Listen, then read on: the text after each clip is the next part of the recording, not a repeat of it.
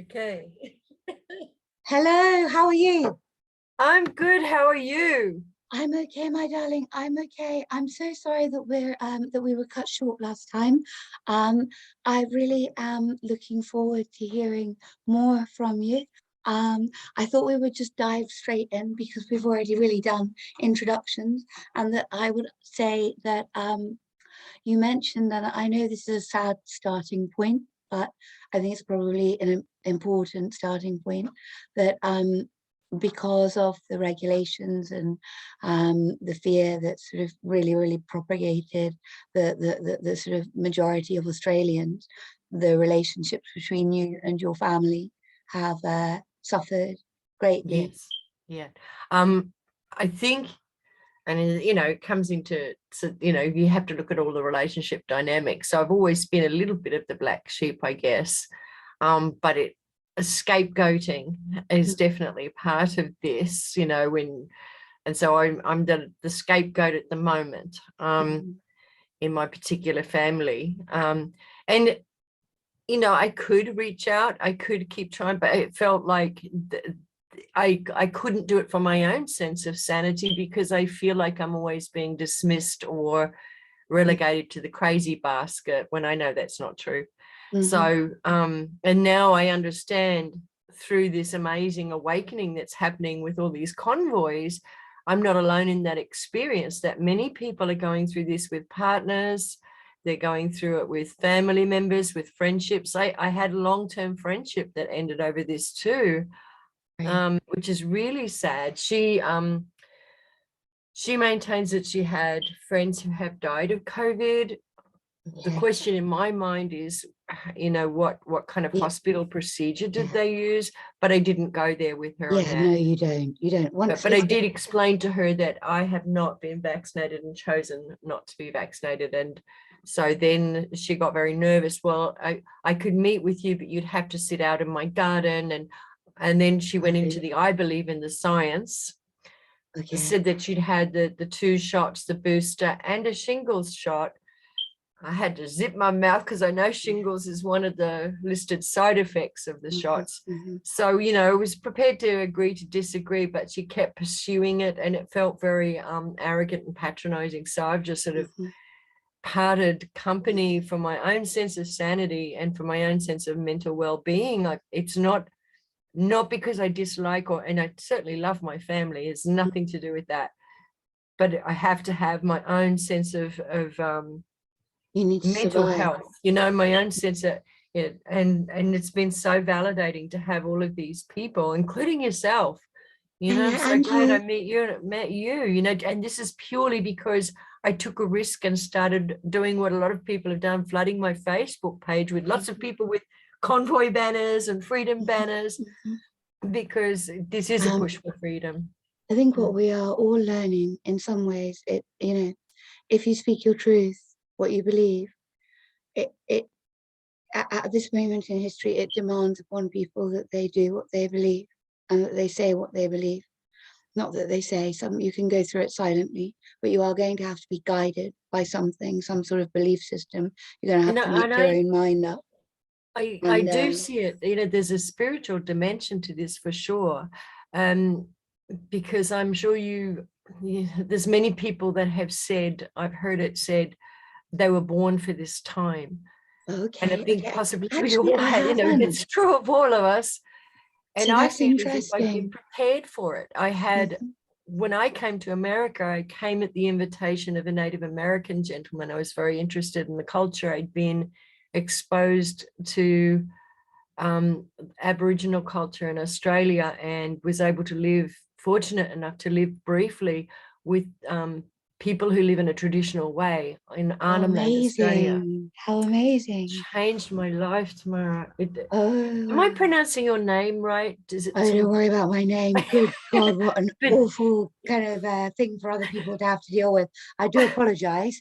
I'll just say it for you, but please call me T, call me Tem, call me Oi, whatever will do, honestly. I've been called Tangerine before, so you're going to have to go a long way. What do you like to be called? Just Tamara, but it Tamara. doesn't matter. I mean, it's Temora, so Temora, bit like Deborah. I don't know, But but yes, it doesn't beautiful matter. name, Tamara. Tamara. People Okay. call me Tem, and Tem's good too. But Uh, anyway, carry on. So that's so yeah, fascinating. I feel that I was prepared for this. I raised Catholic, so I really loved all of the mystery and traditions and the benedictions and the candles and the drama of that ritual, but I didn't particularly like the dogma. Okay. So Okay. I was able to pull something good from that, foundation and that growing up experience. I think it gave me a strong sense of right and wrong.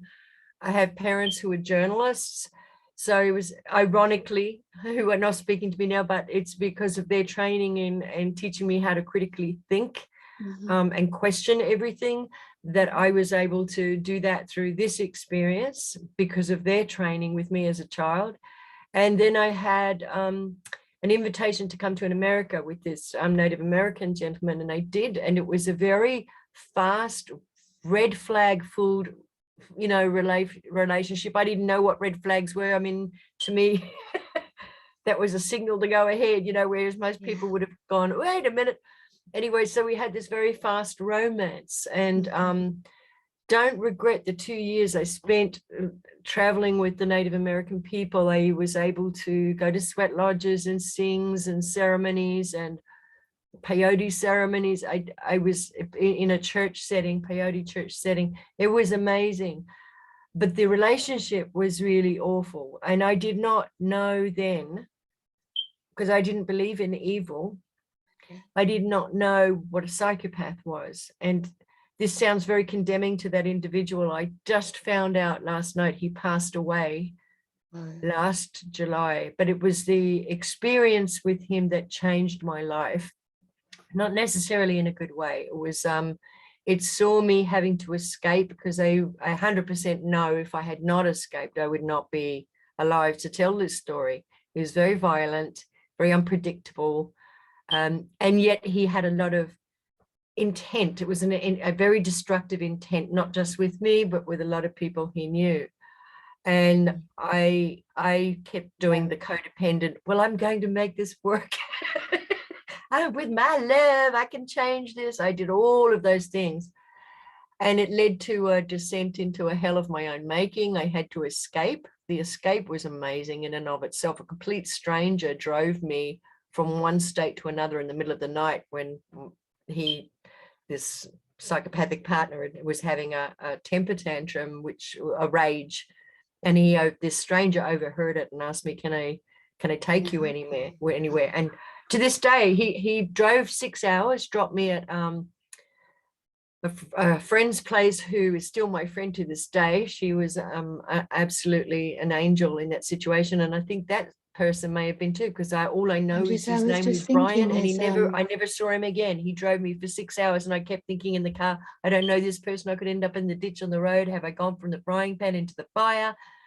No, he drove me there, had a cup of coffee. We offered him, do you want to have a bed to stay? You want breakfast? He's no, I'm going to go straight back. Drove back, never heard from that person again. So I was able to escape and then social workers helped me to get myself back together, which is why I then switched I was studying anthropology, and I switched from that to social work. So it changed my life. And because of that, now I see that as an initiation. I know what gaslighting feels like from being within that situation. I know what it's like to be on the receiving end of evil and to try to make sense of what is evil. And I started to see that during the way the government was handling this pandemic. I see how they were gaslighting us. I see how they were manipulating us. You recognize abuse, because it was abuse, and this is abuse. This is it's almost as if they've traumatized us on a collective level to make us more malleable or easier to manipulate. I've heard quite a lot of people say what you've said, espouse essentially that a lot of people have explained stories which involve, for one reason or another, either childhood trauma or trauma at a specific period in their life, whether it's complex ongoing trauma or whether it's one incident of sort of PTSD style trauma, and they have attributed their ability to see what this was from earlier on, perhaps than other people, to the fact that they do feel that they, and I believe them, they recognize the signs of abuse. And while they might not be able necessarily, some of the people that have told me that, you know, they continue to be vulnerable people maybe to other individuals, but they are not vulnerable to a government in a way, because a government's not offering you love, you know. It's Yeah. And so it's you're not, you recognize the signs, and the thing that would make you vulnerable to go along with it, that is not actually on the table. So and you know, yet, you know, as has been said, I'm sure we've all read that piece, or the way of looking at this as an abusive relationship. We have trusted our governments, and some people have more trust invested in it than others.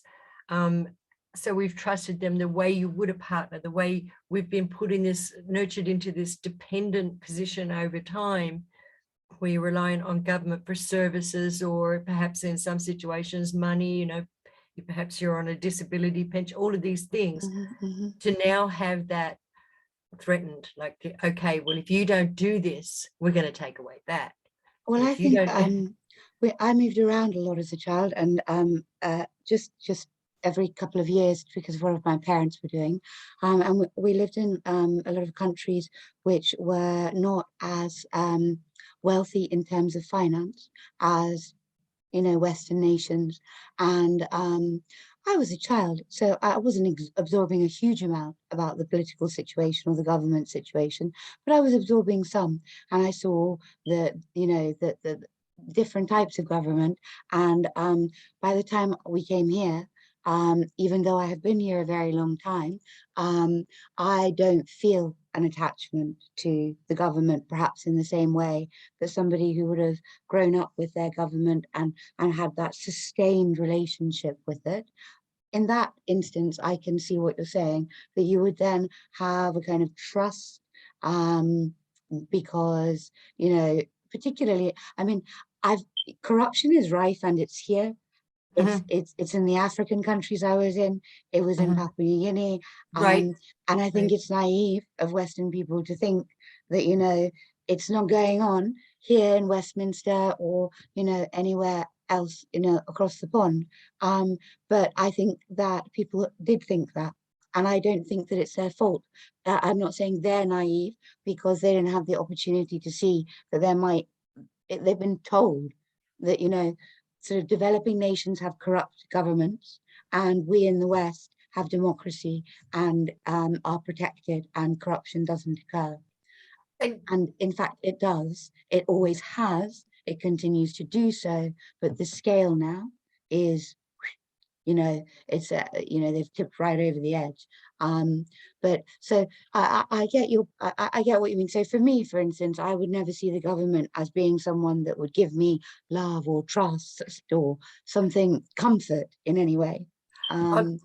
But perhaps for other people, it is something. I can use an example. I had in this last particular job I had a lot to do with the immigrant community. And in particular, it was we have a huge Somalian and Ethiopian population here. Plus, we have a lot of Nepali people here. So they've just gone through all of this in Nepal, and, you know, it's so horrible what they experience. Come here with a lot of that trauma. And it's not easy, you know, people, I've heard the criticism, oh, and they're just given all of these things. And, you know, well, we've been working here for years and these immigrants come here and they're given all these things. No, not true, because a lot of those things they have to work for and pay back. And then they start in debt and are paying back for a lot of these things that they're supposedly just given. Certainly there's a lot of compassion. They are given help, like with services to help with trauma, etc. But then you're dealing with people coming from a completely different culture, they're coming from a place of trauma. They're coming over here with few English skills or speak, so, and then there's slang and all of these other cultural things that they've got to try and navigate their way around. And so they come here with the expectation, or the expectation on them is that they're meant to be grateful for all of these things they're given. And many of them are grateful, right? But it's at the same time, we've just come from this place of where our government betrayed us. Now, I don't know, they look, because they recognize straight away what's going on. It's really, it's really interesting you saying that, because I hadn't really thought about that before. Imagine this being the time where you flee one government to the Western world. I mean, what are the odds? And anybody who did that, that gratitude thing, I mean, we should all be grateful all the time.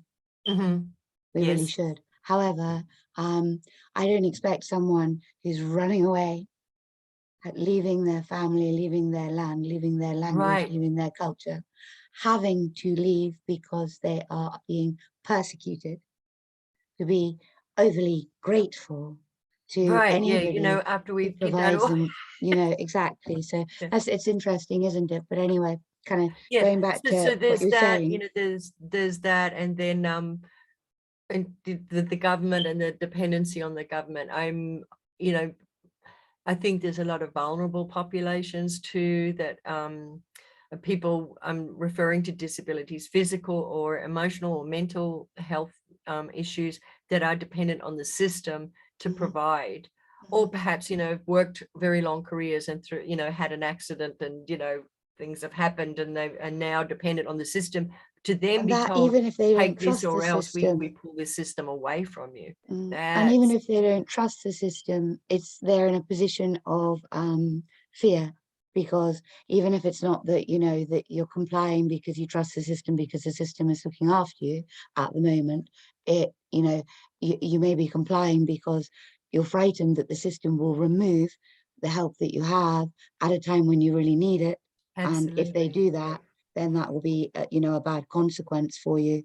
It must be just very, very, very, very hard for you to work with people, I would imagine, just because what hope do you give people with all of this going on? I know, under these circumstances. I'm a huge fan of Neville Goddard, Bob Proctor, all of the mindset training to get you into a positive mindset.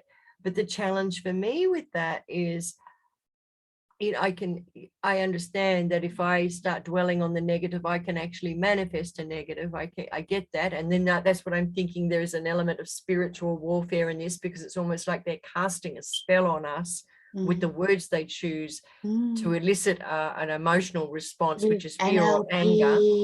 Hypnosis, mass media, constant repetition of the same phrases. And even the colors in the posters that they choose. I was reading a gentleman, or sorry, a video by a gentleman who used to work as a hypnotist, and he said that he was a stage hypnotist, and he said there are certain colors that he would choose on his poster to elicit certain emotions, to drive people to his shows, right? And he started seeing that in the UK, the posters and the colors that they were using on the posters were deliberately chosen. They were certainly the same kind of colors he would choose to elicit a certain reaction or emotional response. So even very subtle, perhaps, for a lot of people. But if you combine all of these things, then their joint power is enormous. We know that people that, like, the illusions, if you think about it, like, I don't know if you've heard of Darren Brown. It's just an example. I'm sure you can think of an illusionist or a psychological somebody who openly admits that what they're doing is not magic. What they're doing is a level of intuition, comprehension that could be achieved by anybody. But, if they worked at it, and these people have worked at it, and they, and they say, you can get there. And then you add on information about, how colors affect people, and how settings affect people, and how the temperature affects people, and blah, blah, blah, blah. Layer it all together. And you know, that person walking into it has very little chance of not being swayed by this, Right. you know, carefully constructed dynamic. So yeah, anyway, Australia, my darling, I want you to tell me a little Australia, bit about Australia, sure. because you really do know your stuff, and nobody else does that I Okay. can find. I have been following it obsessively. I'm in Ohio, so it's, you know, my way of staying connected as my family are not speaking to me and I have friends still there, is to just keep connected to as many of these civilian journalists as I can, so I get a real picture of what's going on, with a little eye on the mainstream, because sometimes it's good to watch the watchers. So to see what the mainstream are trying to spin it into. For example, I think it was over, it was certainly hundreds and thousands of people that showed up in Canberra, when the mainstream reported it as a few hundred people, and which was laughable, because if you had a child who took a photo with a camera, or was doing a child doing a live stream, that completely destroyed the mainstream story, because you can see with your own eyes on a live stream just how many people were there at, on the ground protesting in Australia because they wanted their freedoms returned. One of the things that's been interesting recently, they've had this massive flooding all along the southeast coast of Australia.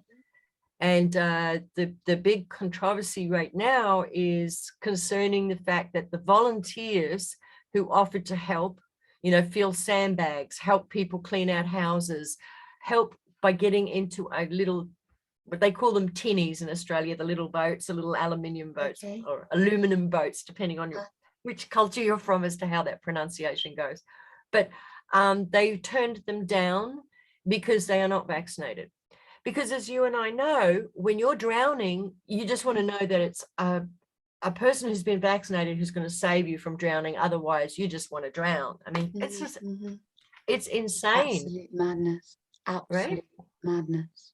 It is insane. And because they've lost a lot of their emergency workers over the mandates, which tells you a story. If an emergency worker has seen the results of these supposed, I'm going to be careful what I say because there's algorithms, right? The jab.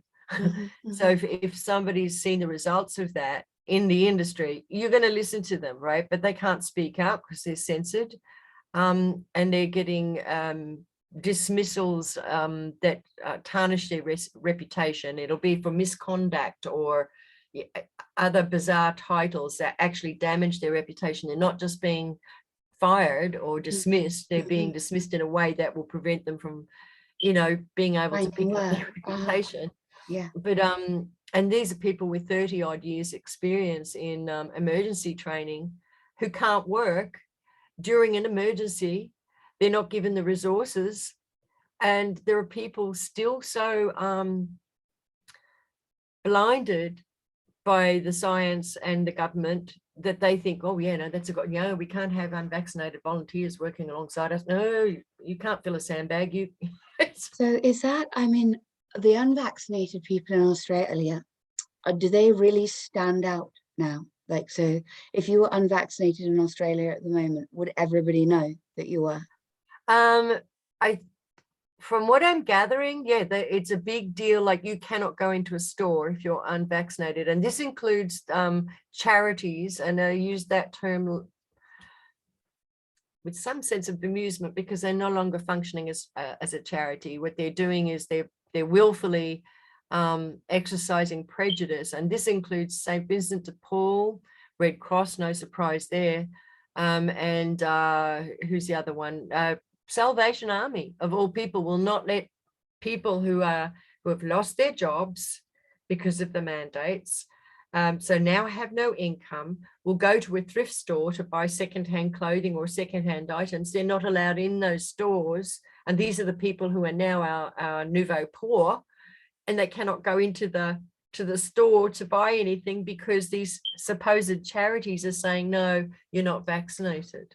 Are they supposed to be producing a document, or what is the thing that allows them to get in the store? I think you have to have, I think they had I'm not sure if it's still in existence, the QR code on your phone was the thing.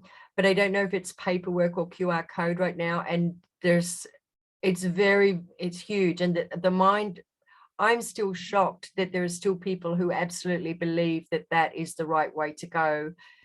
And that they use the excuse that it's the law, because as we know, slavery in America was once the law. The law doesn't make an action right or moral in any way. And it takes individuals and collectives to stand up to those sort of unjust laws in order for them to be changed. So yeah, it blows my mind that there are still people and they use the science. Well, it's the science. They know they're using the funded science. The other scientists who disagree with all of this have been censored or ridiculed or mocked. All of that data is kept hidden. I was just reading a very disheartening document just before I started speaking to you, that was forwarded to me by this amazing lady. I'm not going to say her name just because I don't know how public she actually makes herself, but I want her, if she watches this, to know that I appreciate her, because she does get she passes me a lot of really useful information. This was the European Union. Now I don't want to misquote it to you, so if you just bear with me, I don't know if this will make you go off my screen. You can tell me if you can still see me. Can you still see me? I can still see you, yeah. Okay, right. Well, that's interesting, because I can't see you. What I can see is a document which says at the top of it, European Commission, and it's dated the 3/2/2022. I don't know in Brussels whether that would make it the 3rd of February or the 2nd of March, but anyway, it doesn't matter. It's 2022.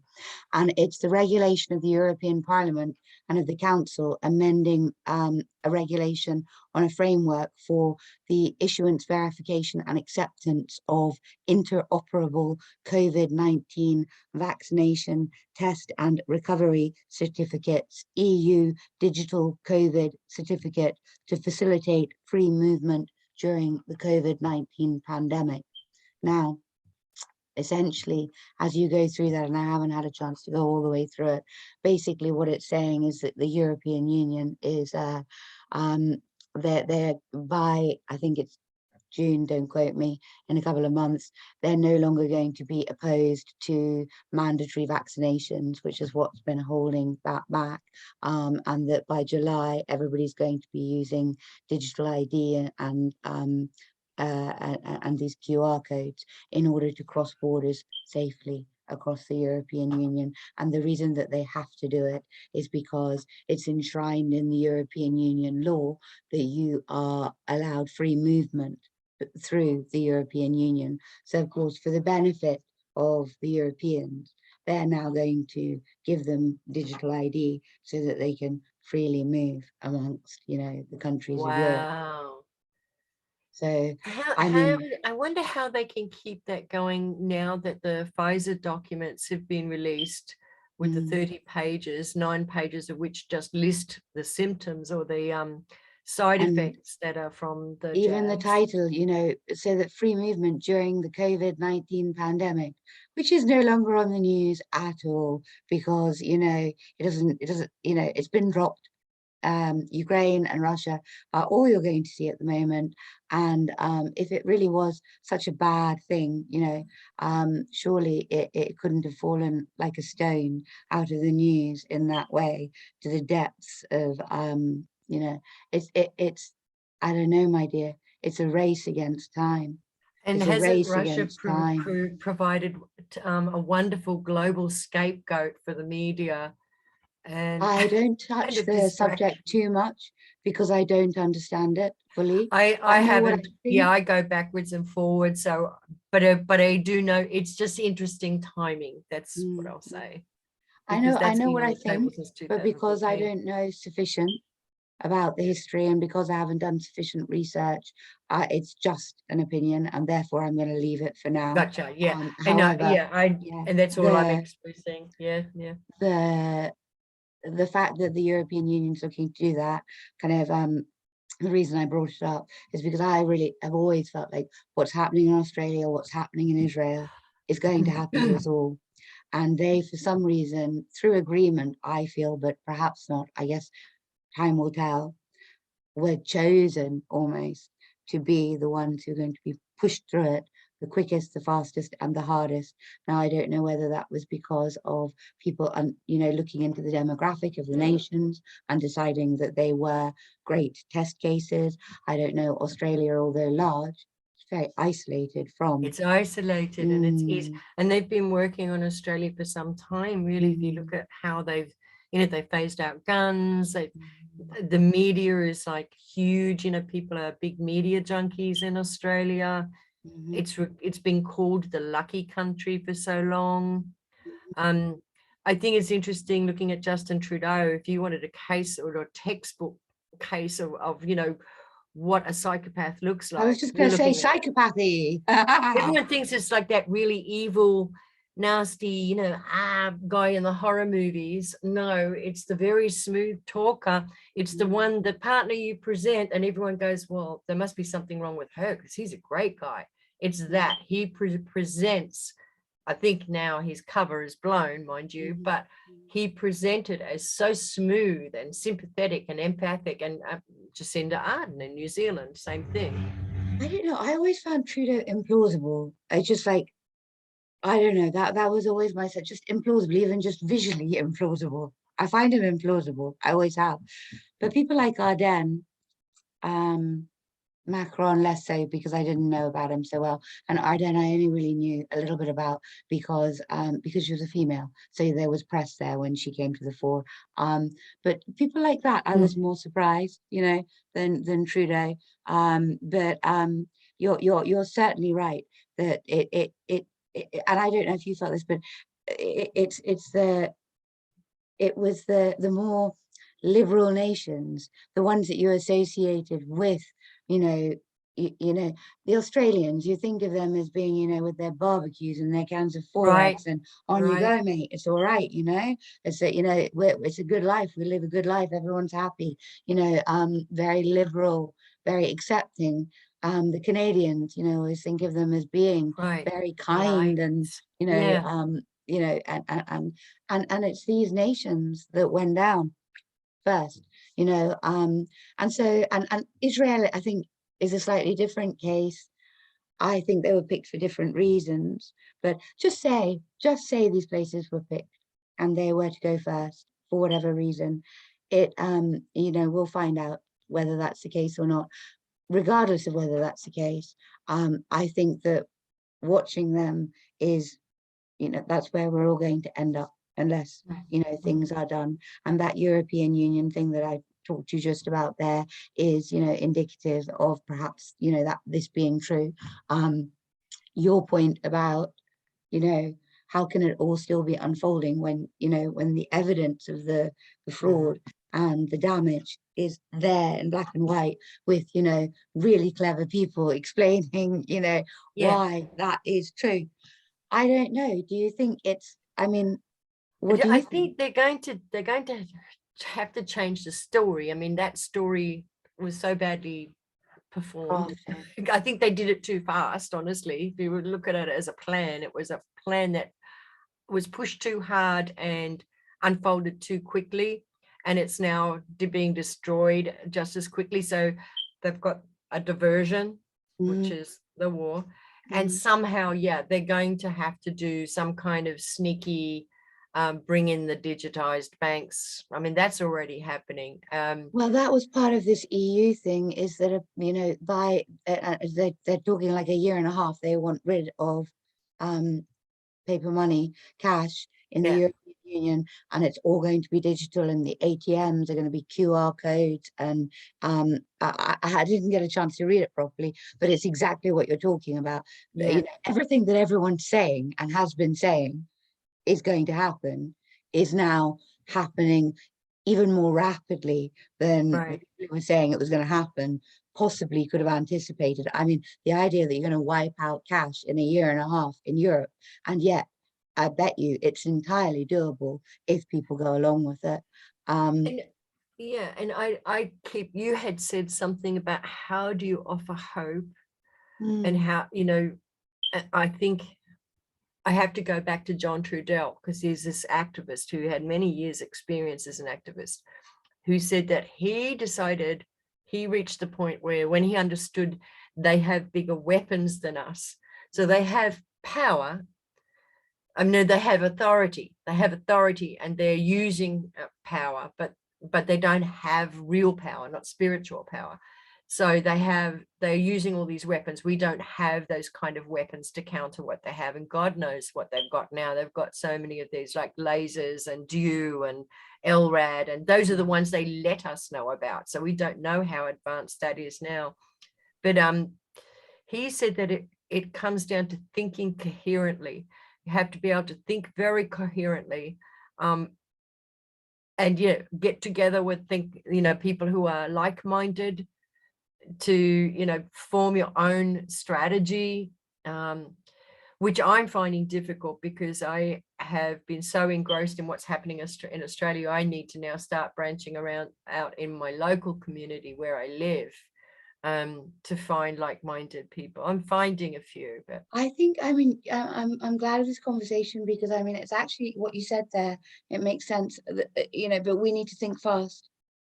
yeah, When you look, if they're going to get rid of cash in a year and a half, and they're going to have digital IDs all through Europe within that same time too, then if you don't want to have a vaccination, then you're not going to be going to Europe ever again. That means my children don't get to go and learn to speak French for a year, or do any traveling around that continent. And if it's going to happen there, then it's likely is that Australia, Israel, New Zealand, Europe. What are the chances it's not going to happen everywhere? That is terrifying. That time scale as well is terrifying. And you're saying, think coherently. Yes, I don't know though that we even have the time to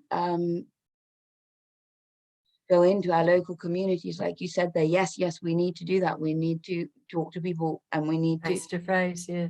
But we need a plan, because we're so divided too. It's like a lot of that time and energy is spent in, well, are you pro freedom, or are you you're a mandate person? Are you you've got to kind of sort through to find but also your tribe. Pursuing them through the courts is time consuming. They're able to slow everything down. They're able to kick things back for a month or two, or just indeed, depending on who is actually involved in the process, they kick out the entire issue. So we can't really trust that we can get it through the courts in time, because there's so many violations happening that if you actually get in front of a court, it should be inevitable that you'd be able to stop it. But you actually need to get in front of a court before that happens. We have all this evidence. Pfizer's released their documents. Nobody's been arrested. Exactly. Fauci is still around somewhere. I can't believe that. There's no consequence, but that should teach us something. Doing all of this, finding the information, proving it, whatever, apparently is not actually getting us very far, because even though it's been really important for us, maybe evolutionarily and spiritually, to understand that in fact our gut instinct is correct, and to try to talk to other people who are our people, humanity, and get them and say, come on, we really don't want to go down that route. We're now at the point where, okay, do we have time to convince people? I don't know that we have time anymore to convince any more people. I think we might have to work with the people that we've got. And we might need to get together and round table this idea of, okay, well, if courts are not going to work, and if just sharing information and trying to get enough people on side is not going to happen fast enough, then what are we going to do? Again, I'm going to turn to Australia. It's interesting you brought that up, because watching Australia, if Australia is one of the test countries, right? Mm-hmm. What I'm seeing happening there, because I have been following it so closely, and it's probably happening elsewhere, is it's almost like it has split into a two-tiered society. Mm-hmm. But the people who have lost work, who have they've basically realized no one's going to go and save them. Yes, they're still pursuing court cases. Yes, they're still, and with that understanding that they've got to survive in the meanwhile, they have formed a group centered around this gentleman called Graham Hood, and there may be others. He's the Qantas pilot whose video went viral when he resigned. So he has now formed two teams. It's now gone into two teams. It was Hoodie's Helpers, Hoodie being his, nickname. So they have Hoodie's Helpers, which are people who have been let go from jobs as counselors, psychologists, suicide phone operators, like that. They have lost their jobs because they have not been agreeable to the mandates.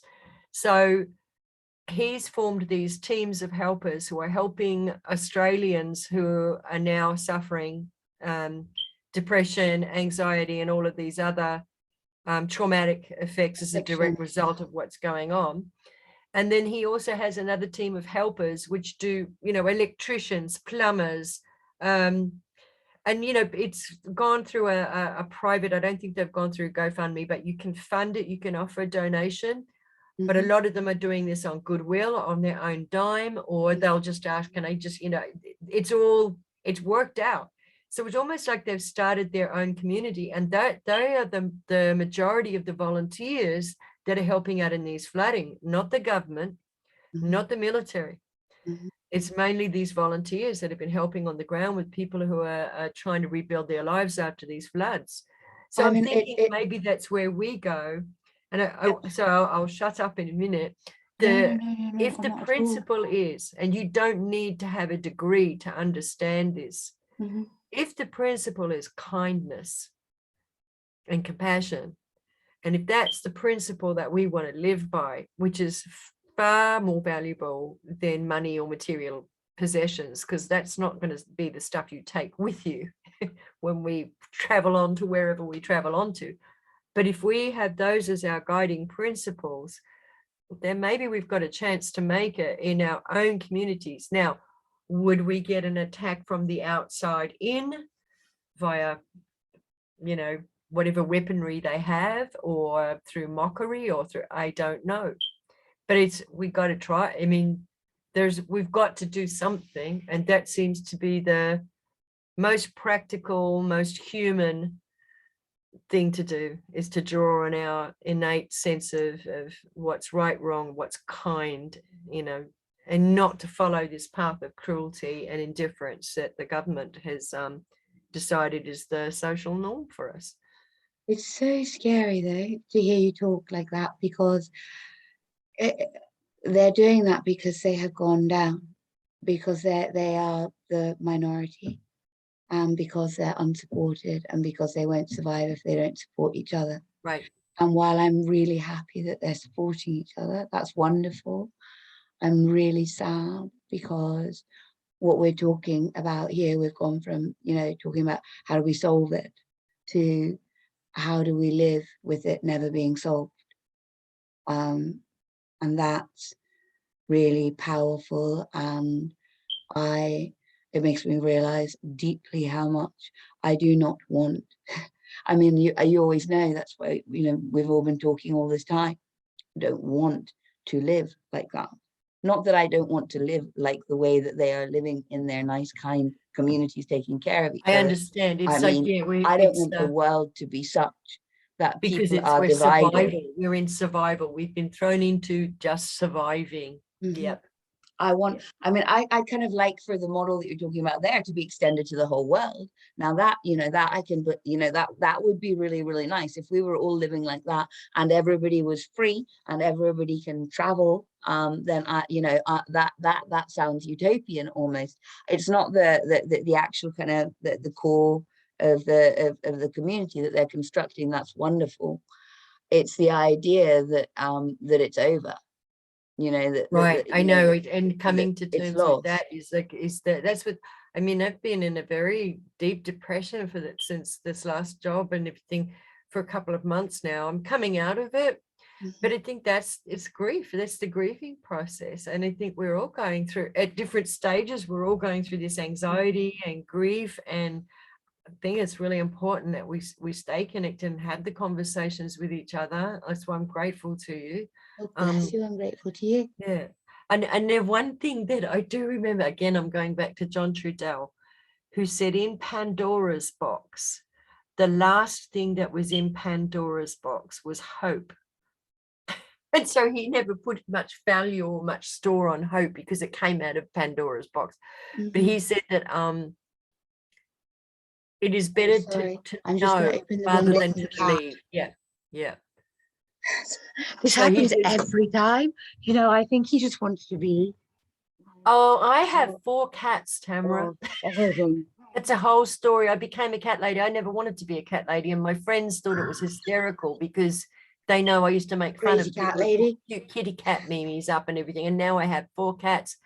I had one cat, a little kitten that showed up in my car engine. I kept her. She ended up having a litter just before I got her spayed. And so now I have, and it was so sad. She got taken by coyotes here last year. So now she's left us, and we keep thinking, well, she was a manifester. Look, this is her manifested all symbol these of kittens. abundance. She gave us these 4 kittens to take care of, but now 4 cats. Yeah. Yeah. You're the 4 cat lady and crazy as well. So, you know, ticking all the boxes. But I love them now. I mean, I wouldn't be without them Tell now. me They're though, funny let's little go back. I characters. want to hear what you were saying. Yeah, John Trudell kept saying, I'm going to go back and keep revisiting him because it seemed like he had gone through this journey, and also because of his what his people had gone through.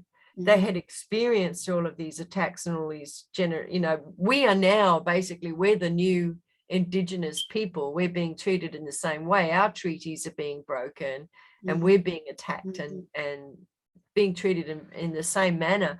So they're actually, I think they're our strength. They are our elders in terms of planetary consciousness, if you like, because of their experience, and turning to them for survival strategies would be a wise thing to do, I would think. And he said that he didn't put a lot of store in hope because it was the last thing that came out of Pandora's box. But what he did put, he said, to think, because they cannot, that's something they can't control, though they'd like to, is our thinking, our ability to create, to think creatively, our imagination. Those are the things they can't create, which is, so we are able to, and I say they, I don't even know who they are, but we all know that there's a they. We just can't really identify exactly who they are or what they are. But he said,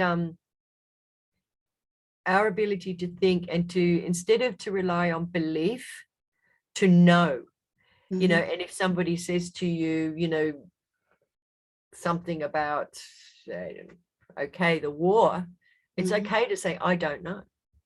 If you don't know, you don't know. But if you know, he said that knowledge is the most important part. And he said that our power comes from our beingness. Our power comes from the spiritual part of us, our spark of divine within us. We keep acting as human doings, or we've forgotten what it is. He says that we've forgotten what it is to be a human being. We're just doing the human part, which is almost like the animal instinctive part, but the being is the spiritual part that animates us. And that needs to be utilized and respected. Now, in what way, I don't know. Not at this point. It's interesting. It's just I'm so sorry. I am disconcerted by the document that I looked at before we spoke, because it really puts a time frame on it for, I mean, the UK is no longer part of the European Union, but the European Union is right beside the UK. And while we don't, while all the countries from the European Union are different, and I'm not saying it's absolute guarantee that we would go the same way, it really feels too close for comfort, do we just, I mean, do we say no in the same way that we said no to the vaccines, and then we have the same problem where some people are going to go along with it and some people won't? Well, I think that's what I mean, in the sense that if we start with the digital IDs and enough people haven't been convinced to say no, and we get what has happened with the vaccines, which is, even though, you know, there are people on the fence about it, those people on the fence have gone for it because of the coercion and because they're not able to do this or that or the next thing unless they comply. If they bring in the digital IDs and we get the same sort of division of numbers, even if we get more people not doing it, we need a lot more people not doing it before it doesn't happen.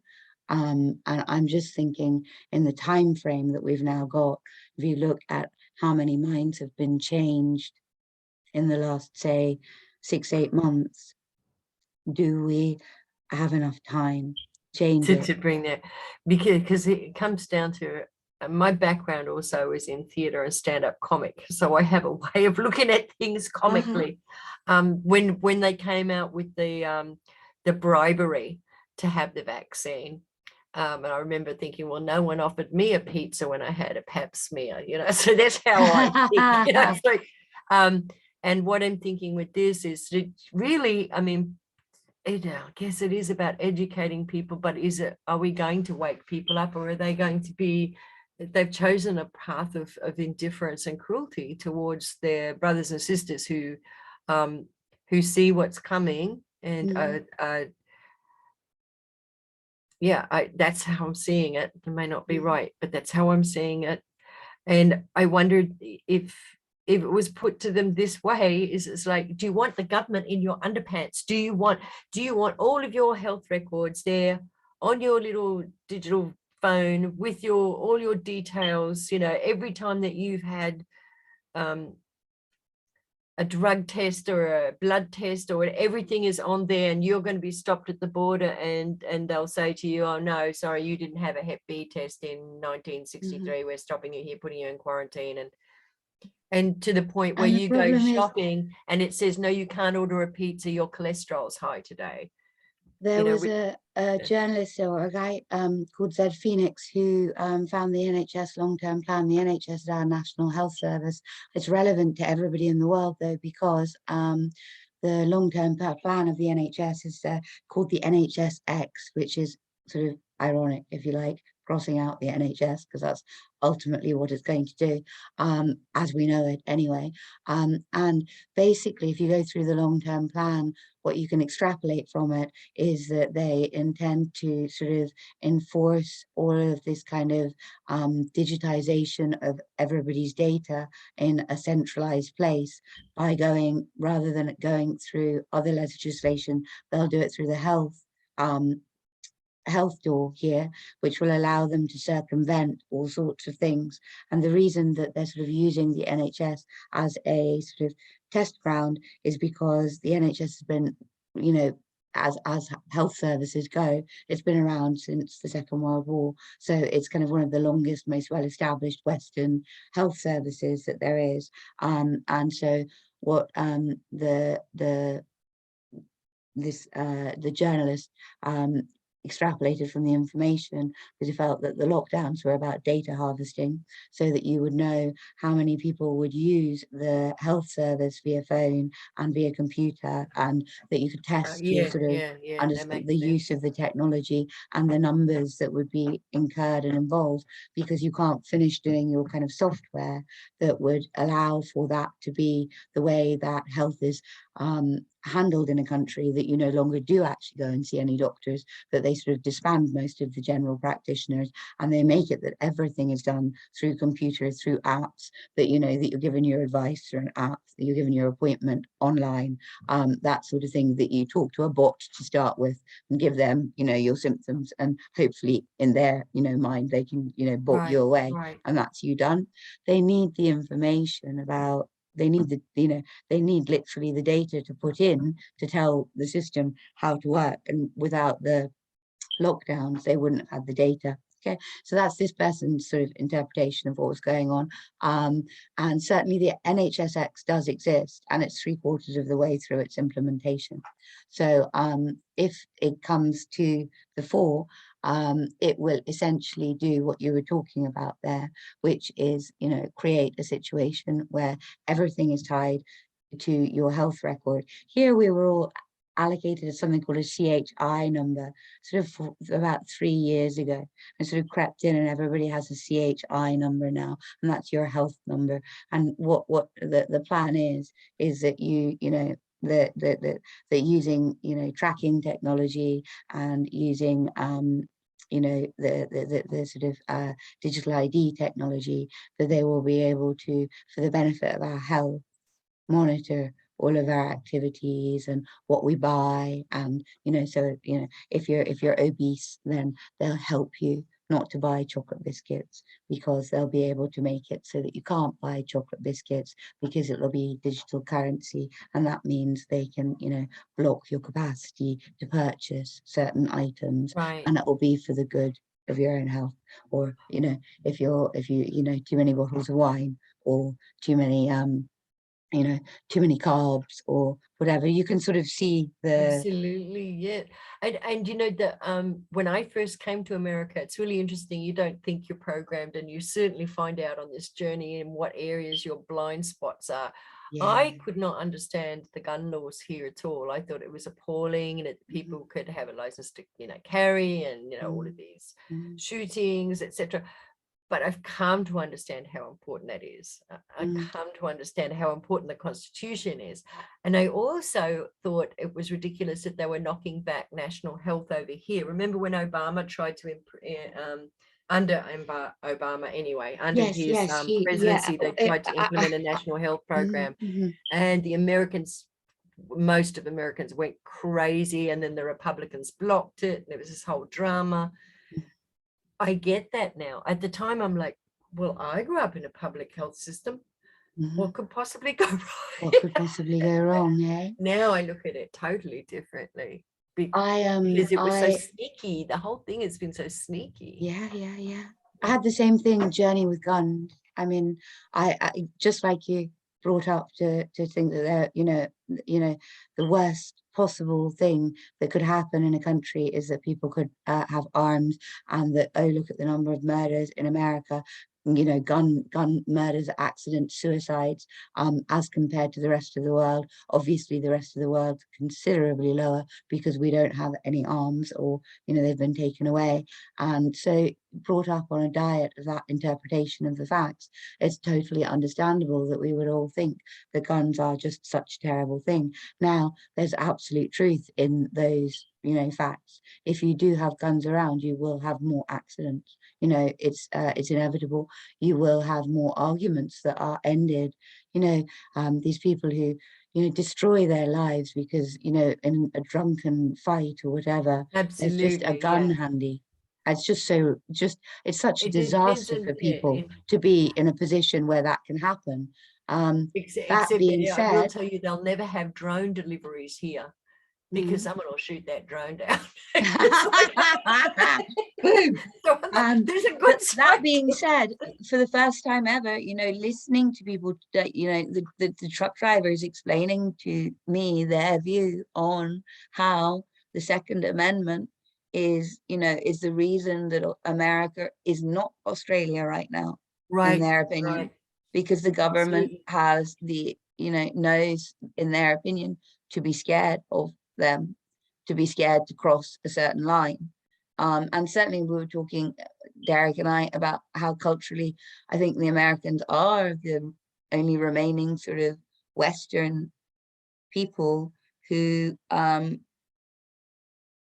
you can see them saying, right, well, if you cross a certain line, then we will, you know, engage you in combat, which is not something that you really think of any other nation as doing, picking up arms in order to Right, prevent something from happening. right. Everybody else is all about the kind of, you know, finding a way to do it that's peaceable, that doesn't Which involve is any one of the, bloodshed.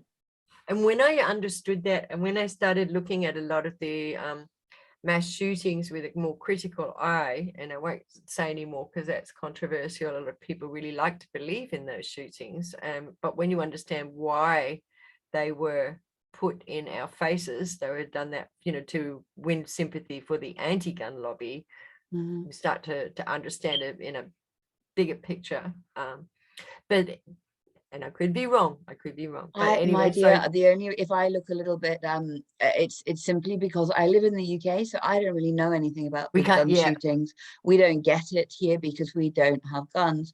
And I will, it was lovely talking to Derek the other day about it because, is it just being honest? We don't have them here, and so I kind of, children can't have accidents with them. It's true because they're not here.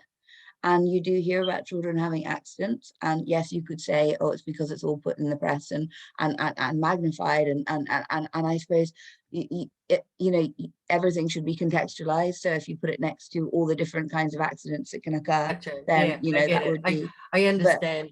I do understand because it's just I guess my thinking changed after I started understanding the Constitution and after understanding how important it is for. and it's a journey But for I see the everybody. dangers as well. I do. Uh-huh. Yeah. Uh-huh. The And where was I going with that? The way that I'm seeing it, and this it sounds depressing. I'm trying to find some nuggets of hope. I don't have answers for the digital ID. I will mhm, say Julianne Romanello is mhm. good to follow on Facebook. Her information is well researched and solid. Would you It's a put a bit of link or put her name in one of the comments once I this is can up? do that. Yeah, Thank you. Just so that because yeah. she sounds good, and she also sounds like I might not remember how to spell or Right. know And how to then spell her name. it's a difficult name. And then there's another lady called Cindy Niles. Now, Cindy's Australian, Julianne's in America. They're good friends. Cindy's also another great researcher. It's going to be a bitter pill to swallow with that information, Mm, but they may have insights or understandings on how that is best combated, because at mm. this point, I don't know. I would I love don't to know. connect Yeah. with them. With through you, with you, we I will could try and do do that. a Zoom. All of us together. All of us on.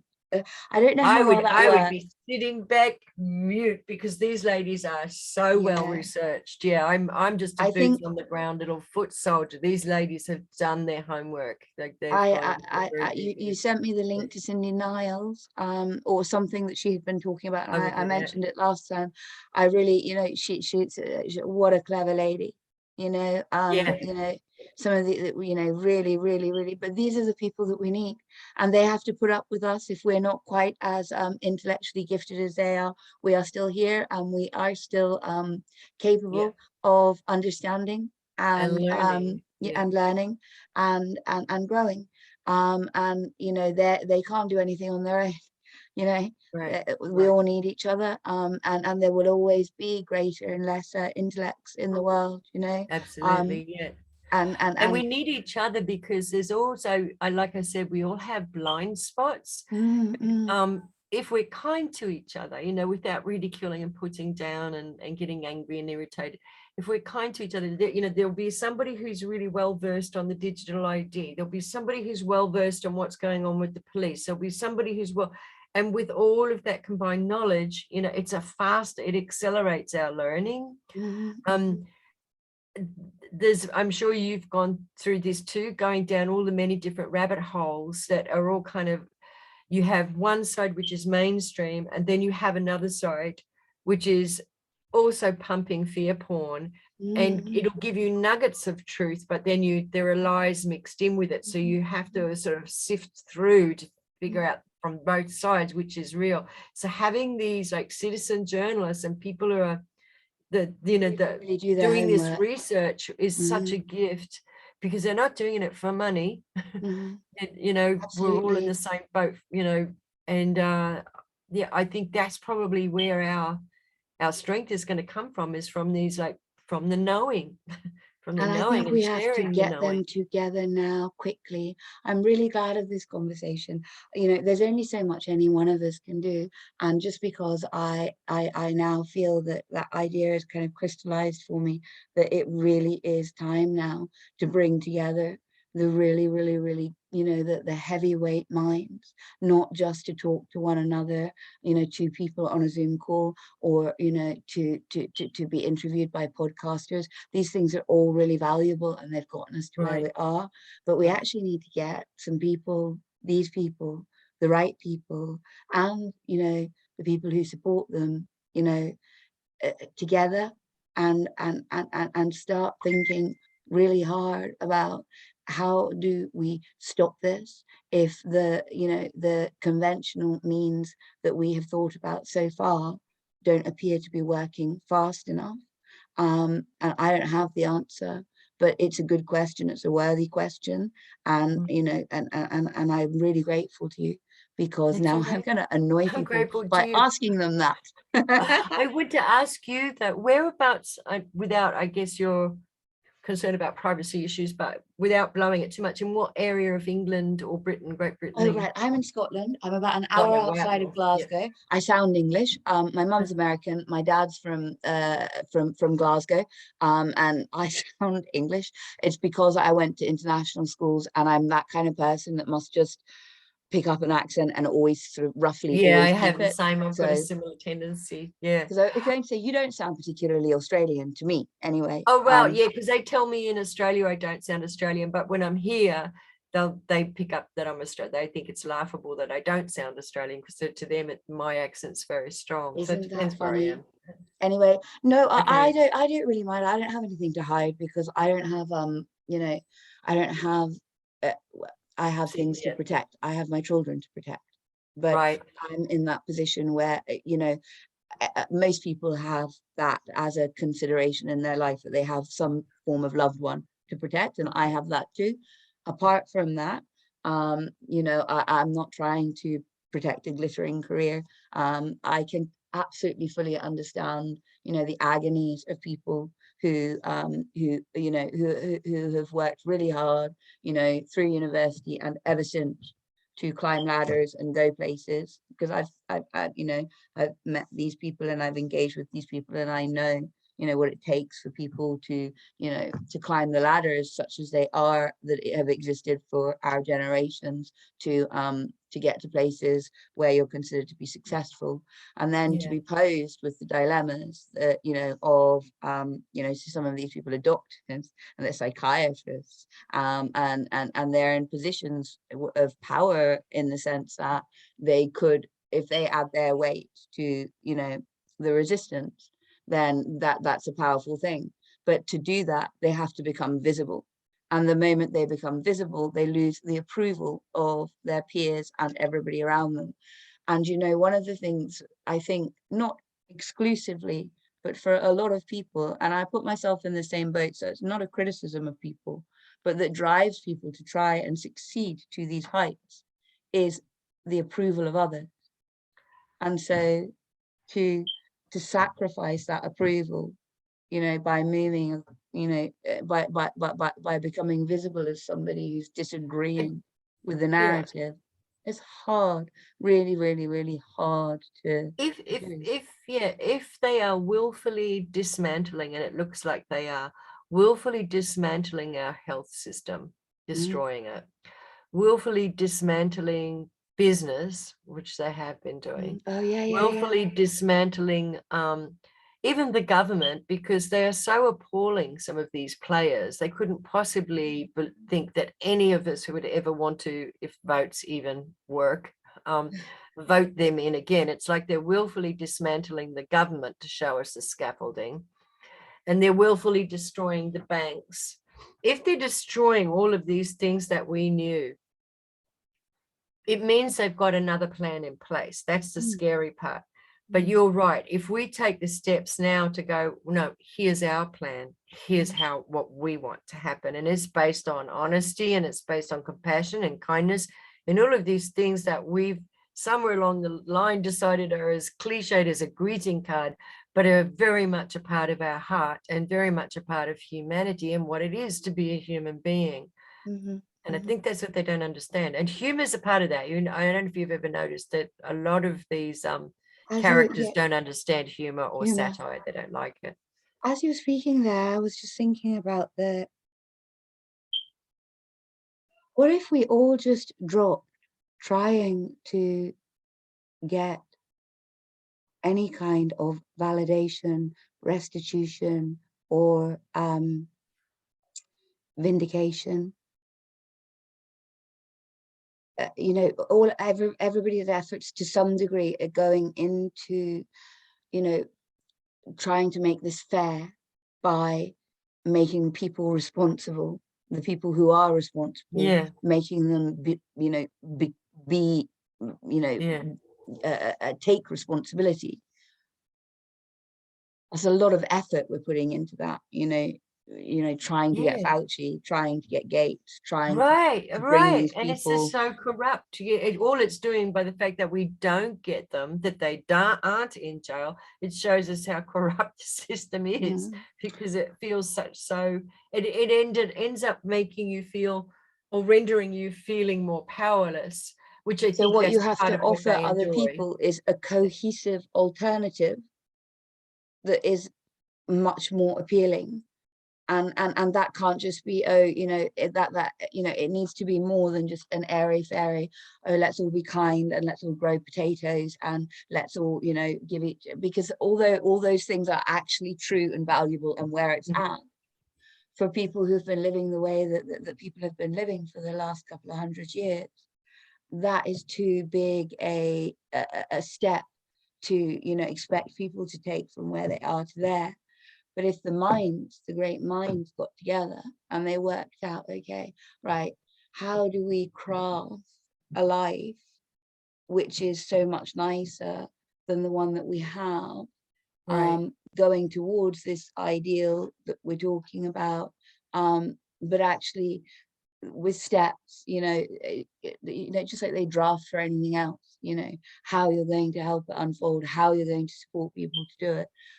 We have to offer an alternative, because all the effort is going into trying to, to make them responsible and bring them down. But basically you bring them down by just not doing what they want you to do. And maybe the worst thing that could happen to them is that nobody pays any attention to them at all. Right. Nobody cares, that they become absolute nobodies, that nobody cares. I'm just wondering, I can't imagine being one of them and having like the whole world just be disinterested in you because you really just aren't interesting anymore. That would be very tough, I think, for somebody who had so much, power, people who've had so much power and recognition. If we just take the recognition away, okay, maybe, not even fight for restitution, just accept, this came about, and to a degree we're all culpable for it coming about, because everybody in their own way sort of has kind of served this end to some degree. Yeah, I left out the word justice too, and I was saying about this utopian idea of trying to draw on the best of humanity. I left out the word justice. It's so important that we do have these people brought to account. It's for us. We have to see that, because I don't know though, because I really don't know. I really don't know, because I mean, in South Africa now, this didn't necessarily work because South Africa is still riven with problems. But you remember Nelson Mandela? They basically they let it go essentially.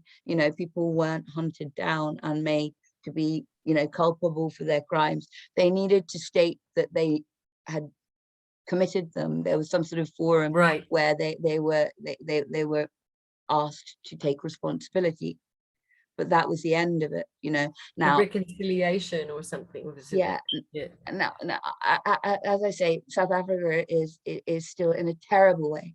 So but I don't know whether that has to do with the fact that that it's perceived that that was handled badly and therefore it's in a terrible way, or whether that was, it's perceived that that was handled okay and it's just in a terrible way because economically it's been very difficult to get. I don't know the reasons, but I think that would be worth, for me personally, I'm going to try and find out a bit more about that.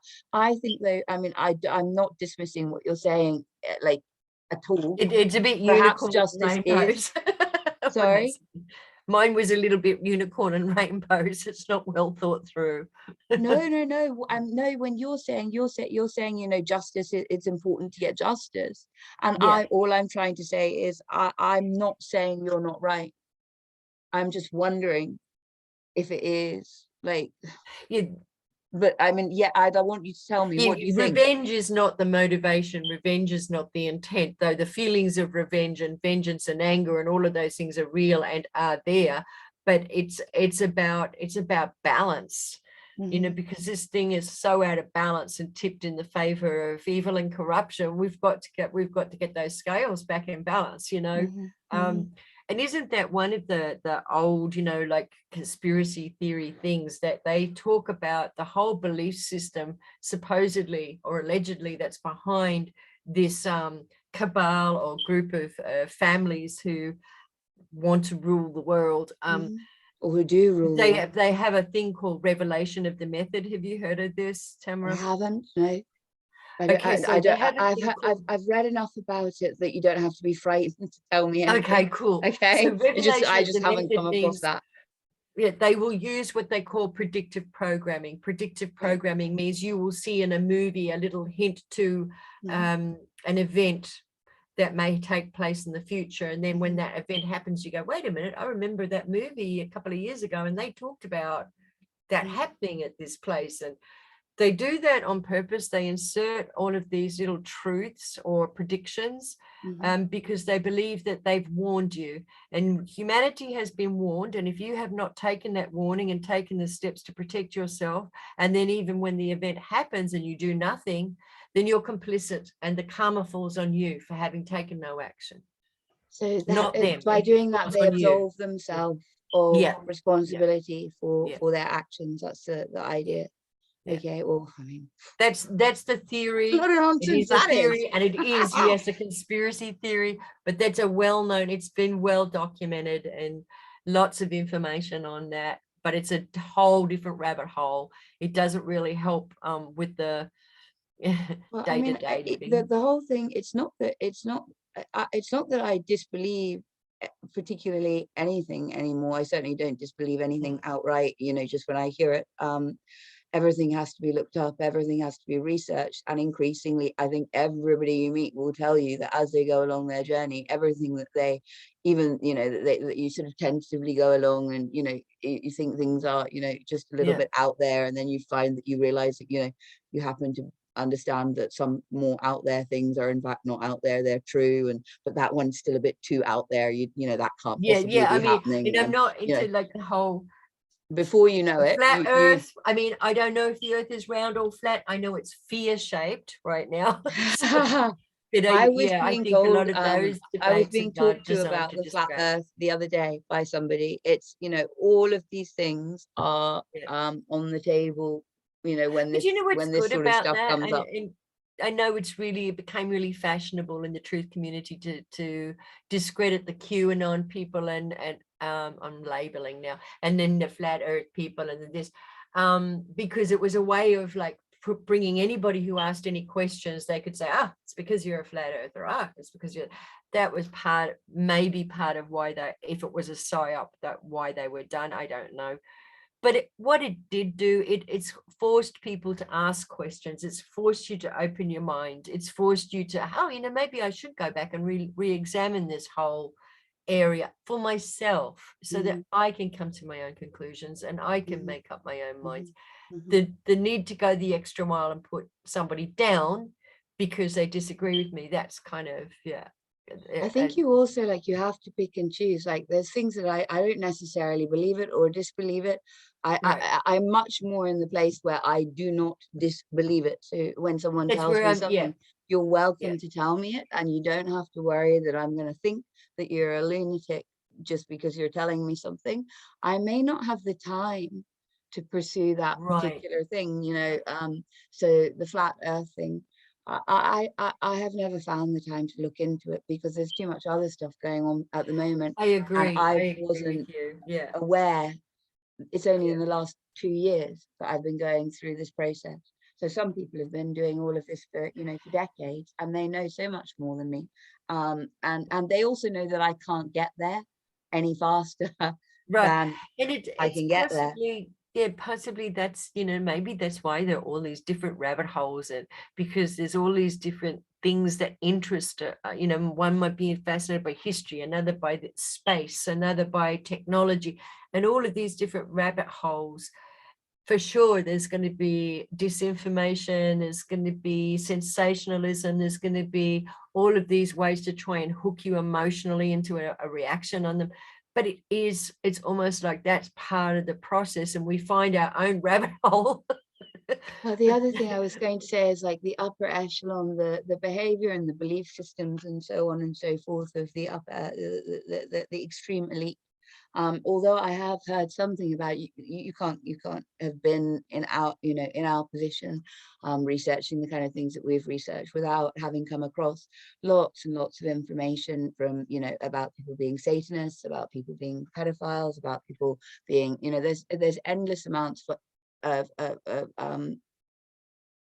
don't even know if it's speculation or research about the elite and what they're engaged in. For me, it's not that I don't disbelieve things. It is simply that it doesn't matter to me, in the sense that I already think they're bad people, and I already think that they need to be stopped, and we need an alternative. So I don't actually need to, at the moment, it doesn't sort of help me if I put my efforts into trying to understand the extent of how awful they are. Some people might say, someone might come to me one day and say, Tamara, if you don't understand exactly how awful they are, you can't take them apart effectively. At the moment, and they might be right, at the moment, I'm operating on the kind of theory of, there's some things that, if I start espousing them to other people, everybody thinks I'm crazy already. I've got the same problem, and I understand. I don't need to go down there to know that this is wrong. In order to keep people, or to have any chance of anybody believing me about anything, I have to stay away from, engaging in certain topics. Not because I personally don't believe that there's a possibility that it's true. In fact, I may have personal beliefs that I'm unwilling to express even on this video phone call, because if we're still in the business of changing minds, then people can't hack that. They can't hack it, and we'll lose them completely. I don't know. That's why this conversation is so important. I totally Are we still in the business of changing minds? I totally think. Yeah, I think that it's more to be from a position to say that the things that that you're certain of, and then to say that there are things you don't know is perfectly fine, because the people who are saying they know everything, I'm always suspicious of. But it's like I said, there seems to be a different process for everyone. There are certain topics I can't go near because I have gone down those rabbit holes. Shocked me so much. I felt like I was in like I had to detox afterwards. So it's just not healthy for me. But I really appreciate somebody else who's done that research and maybe listening to it to figure out if it's relevant to what is going on in our world currently. I mean, some of these other topics, there's some topics they're probably relevant, but to me at the moment, it's not, it's almost too much, So information for me. If we're still in the business of changing minds, then I think we have to watch. You don't need to go down all the different possibly true avenues of why or how exactly we got to where we are. You just need to go down far enough to change minds. If we're not in the business of changing minds anymore, then then the conversations can be about just whatever anybody wants, because we're no longer frightened that by talking about something you're going to lose other people forever, because that's kind of what some of these conversations potentially could do for you, is make you lose people forever, make you so untouchable that other people can't cope with you. And that's but kind of quite interestingly, from what we're saying, neither if we're no longer in the business of persuading people, we may still not have time for any of those things, because we may still just be needing to focus on it's kind of that we're not persuading people by telling them the truth. It's not working. Absolutely, because it's so awful. So No one we likes to be need to woken offer up with a them an alternative. cold water on their head. Yeah. Yeah, all I can think is we need to offer an alternative that is more attractive than the one that they have presented to them. That's it. Okay, I've got the answer for you. Have a Okay. look at a guy Good. called Michael Gray Griffiths. He's Okay. one of the guys who's part of this cafe locked out team. Okay. And he put it like this. They started a thing called the Free Hug Army at protests. And they offer hugs to whether you're vaccinated, whether you're masked, whether you're unmasked, whether you're a cop, whether you're, it doesn't matter. It's a hug if you want it. If you need a hug, they're going to hug you. And he said the whole philosophy behind it is because, they've got all the guns, they've got all of this, and no one's attracted to that. We got hugs. All we got is hugs. And, we'll sit around, talk with you, and we'll share some food with you. But I think that's more attractive. And he said, if you want to listen and join in, or if there's a conversation you want to have, or there's something you want to know, everyone's got a different theory on it. But he said, I think, and I really liked his philosophy on that. It is more attractive. That's that if there's going to be sides, that's the side that I'll lean to, not the side with the guns and the Batman outfits and beat people over the head. And I just, I suppose I don't want to lose everybody. Do you know, everybody, it's not that I want anybody, I don't, the worst thing in the world would be to be right, because even just because it would mean such terribleness as occurred. And also, I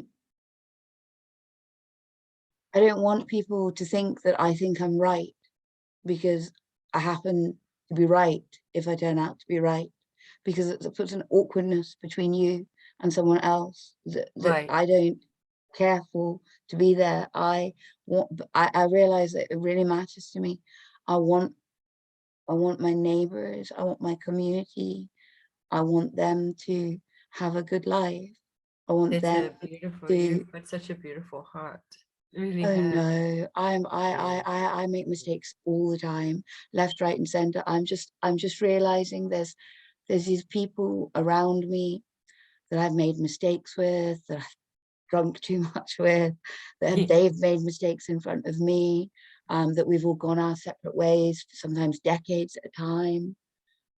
That we're here and we have children and everyone's doing their best, and we don't necessarily agree about anything or always, but we say hello as we pass each other, and we care for each other's children, in the sense that there's no child locally that if something were to happen to them, that the closest adult wouldn't be there in an instant. I don't want them to have difficulties either, Right. I want us all to for this not to happen.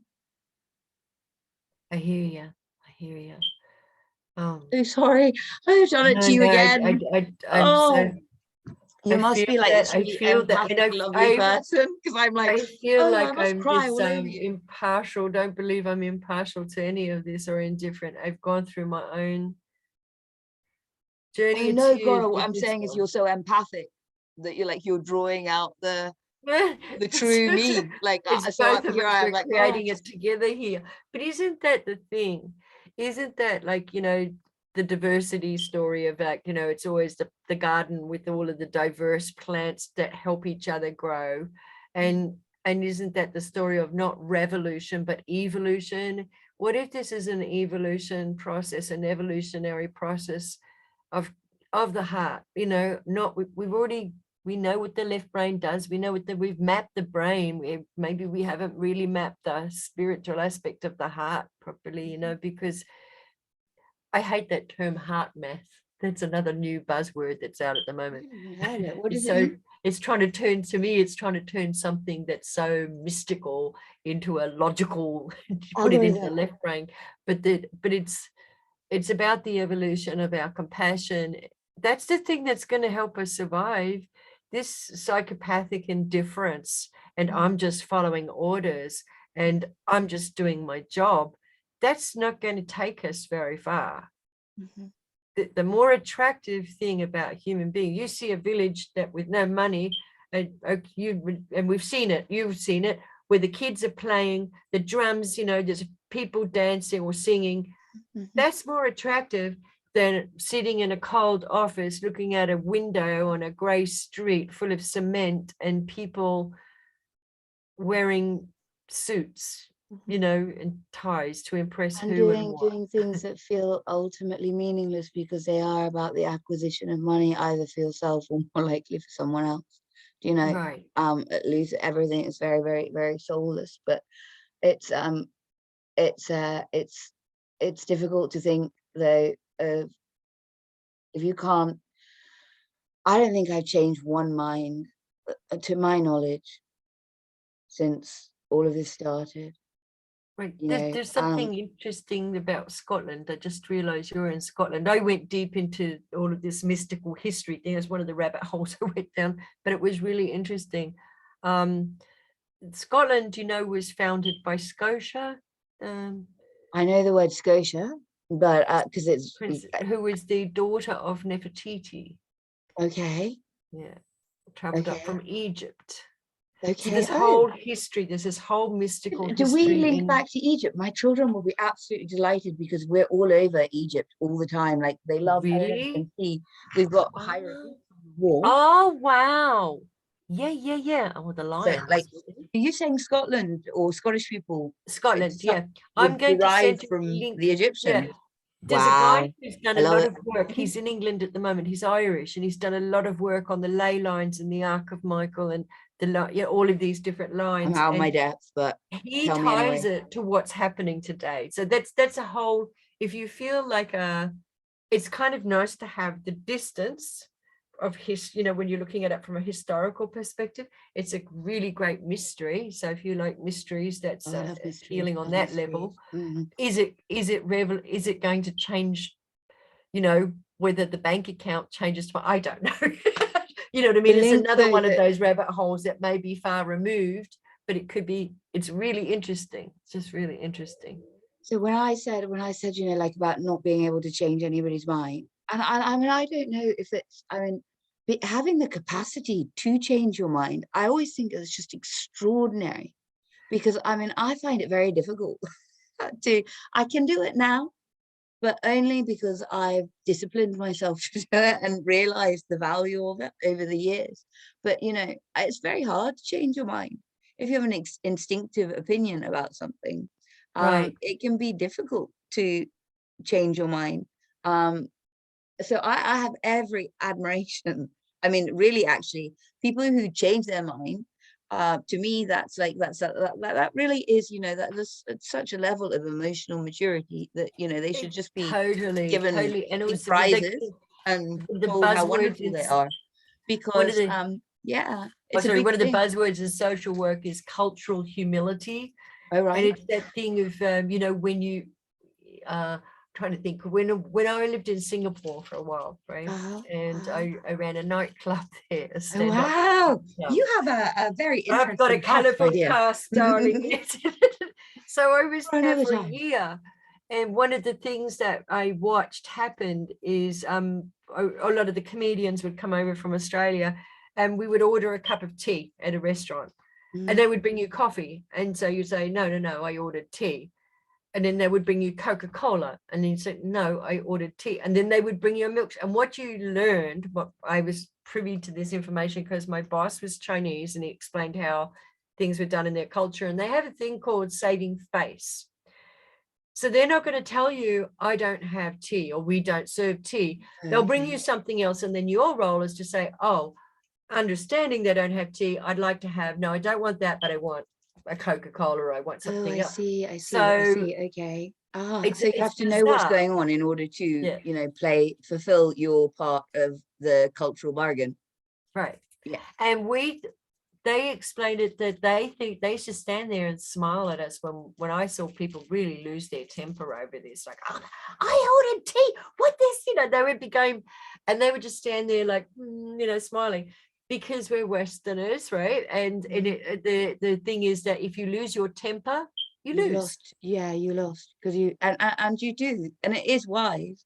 And I mean, when you have children, you realize, you know, that so much of it, if you know, grown up and you've never been around children, and you went through school, and then you went to university, and then you know, either, you know, pulled off or failed to pull off a career, but you know, you died trying. And then, you know, and then you have children, you've never been anywhere near them in your life, and you realize that a lot of what you're doing is learning to be patient, learning not to, you know, shout, learning not to lose your temper when things are overwhelming, learning, you know. Right. And it's like, we don't know how to, those can always say, we have no experience of it. We have people who come to parenthood with no experience of being patient with small children at all.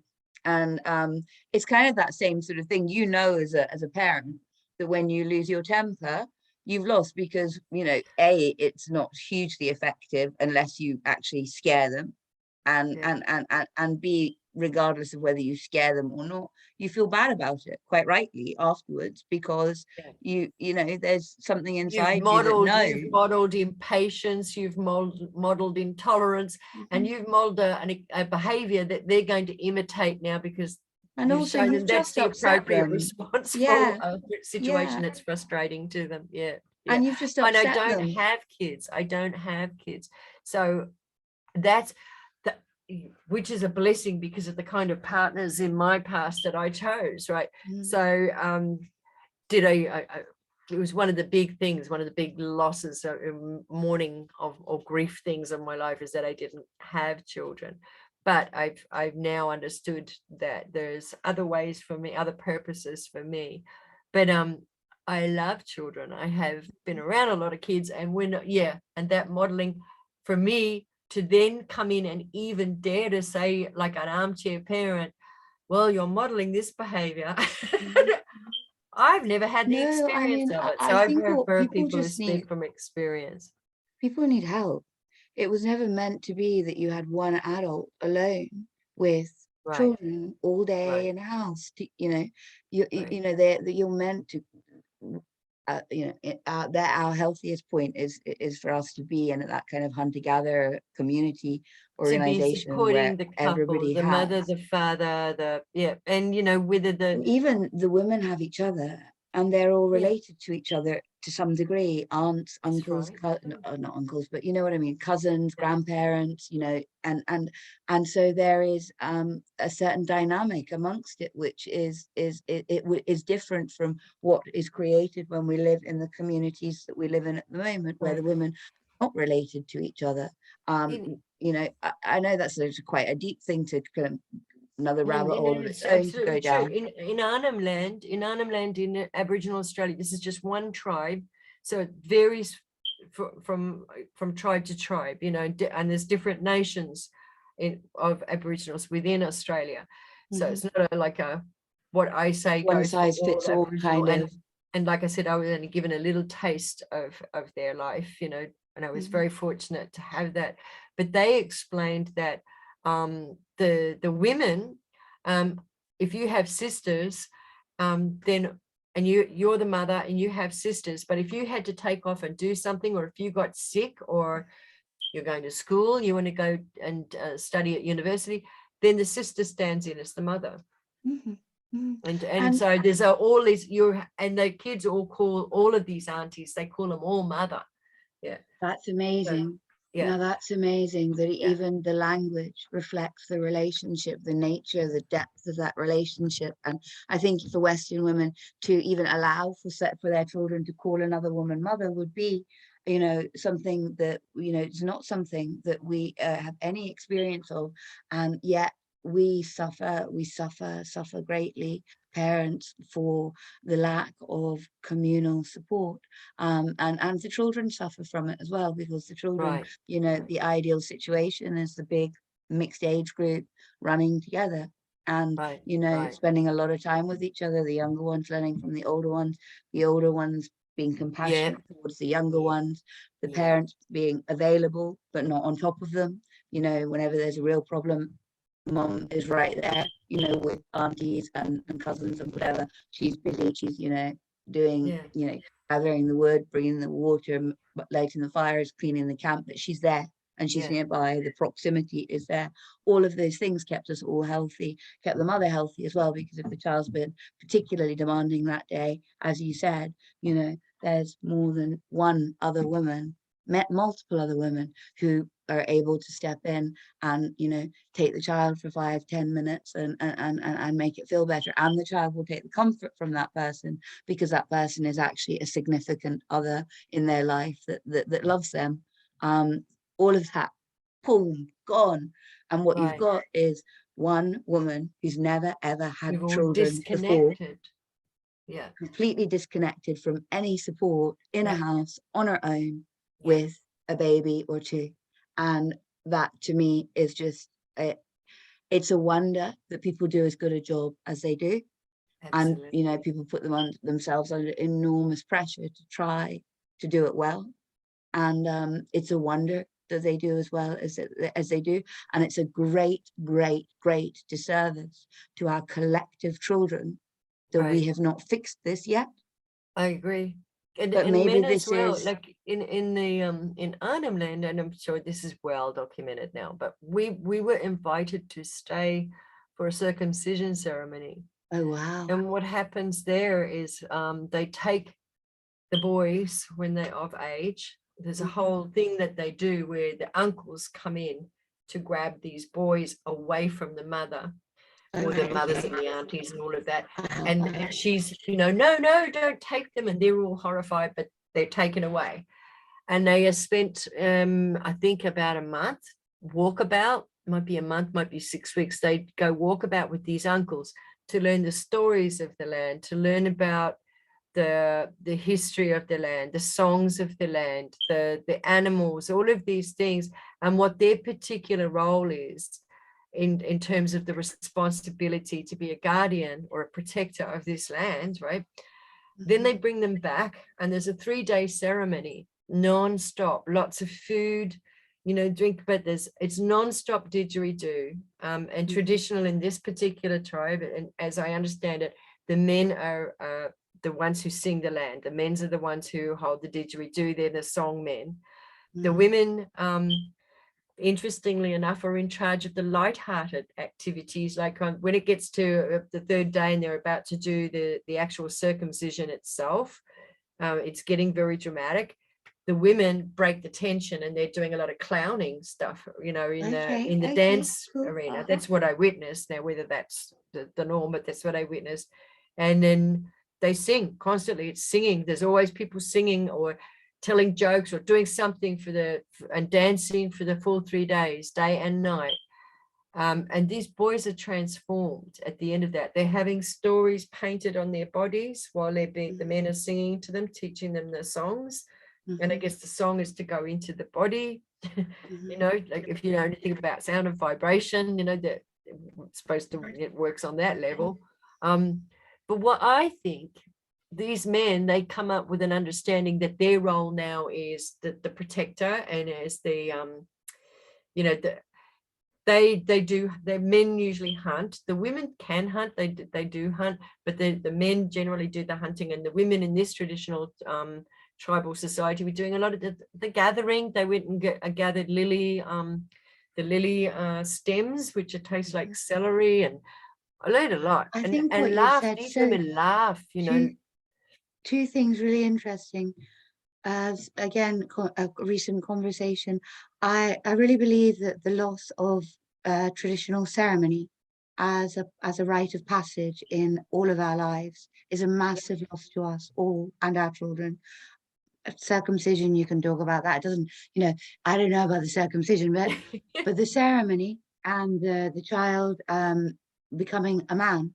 It's not what it by does being today. kicked out of the house at 18, but by actually being nurtured by other men, sharing what their belief is about what it is to be a man with them, because they're believed to be old enough and wise enough and important enough to be told these stories now, and to be able to, you know, she said so much power in it for a child to feel worthy and valuable and like they have a role. And the second thing that you mentioned that that I think is really, really pertinent is that it's very hard. I noticed that it's very hard for our generation to talk about the idea that there might be men roles and women roles, and that, you know, we might actually have a natural predisposition to fall into certain types of activity, like the men do the hunting and the women do the gathering. And we worry about saying things like that publicly because we I know don't it want. sounds politically incorrect, but Right, actually socially, is it correct? I mean, because if that worked, it worked because the women had children and the women were making sure the children stayed close, the little ones. The men were to look after the boys that were to become men. But they worked it like a kangaroo circle, you know, kangaroos call them mobs. It's a mob of kangaroo, the collective noun. So a kangaroo, that the sisters all stay together in that circle, and the males protect the family. So it's, I don't know, And this is how it worked out. We've moved, not only moved from the model, but we've moved so far from the model that we're scared to talk about the model.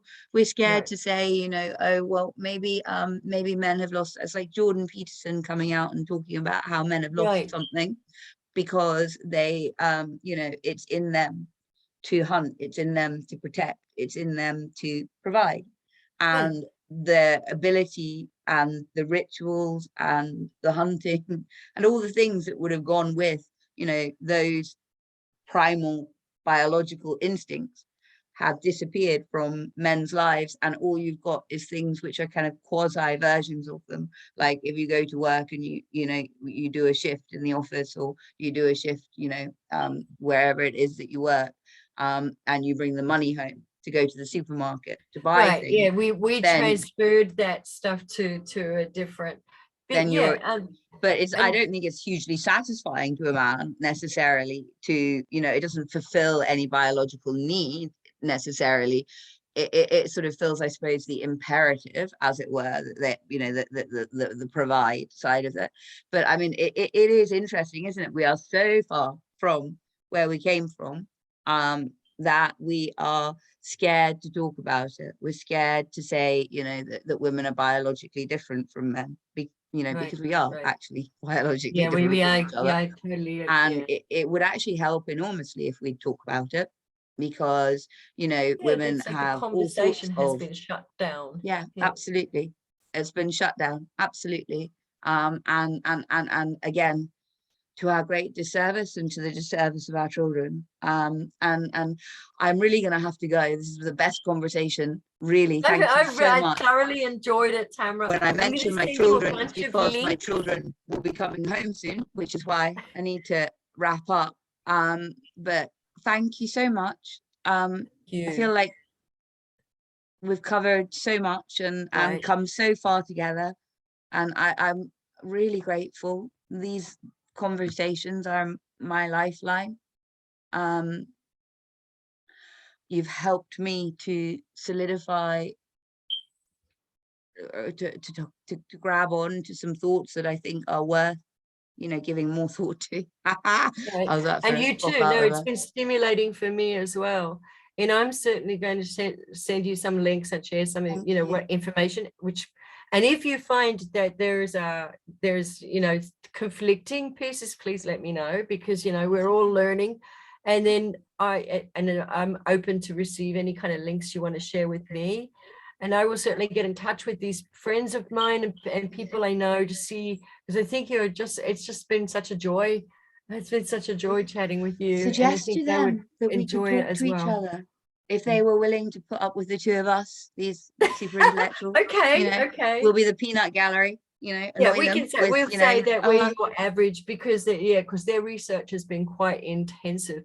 So we can, but that's good, because we'll represent the average person who hasn't had the time or the inclination perhaps to even go into the sort of depths that they've gone into with their and sometimes, I mean, they need us because some of what they will have done will be too much, you know, and irrelevant, you know, in the context. So we can, but I'd love to speak to you again too. So I mean, please don't think that this has been so lovely. I've really this is not the end. This is the beginning. This is just the end of this conversation, because I have to hoover. Okay. Isn't that okay. romantic and interesting, and I'm tells you gonna everything send about you my some life? Egypt stuff for your kids then. Could you do, you know, could you, that would be a really, could you just send me something that will remind me to do something with that, because I All right. didn't know that, and they will love that. My Oh little yeah, girl they was will love telling me it. the other Yeah. day how we're related to, well, she's related to the pharaohs, and to be able to tell her that in fact maybe she is, that would absolutely make her Yeah, day. you know, So she could be in so that please, bloodline. okay, Right. all right, Okay. and until very soon, I'll say goodbye. All right. I will be talking Okay, to you all right, soon. sweetheart. You Thank you take care. very much Thank you from my so heart. much. Of Thank course. you Thank you. from my heart too. Bye. Bye Bye-bye. bye.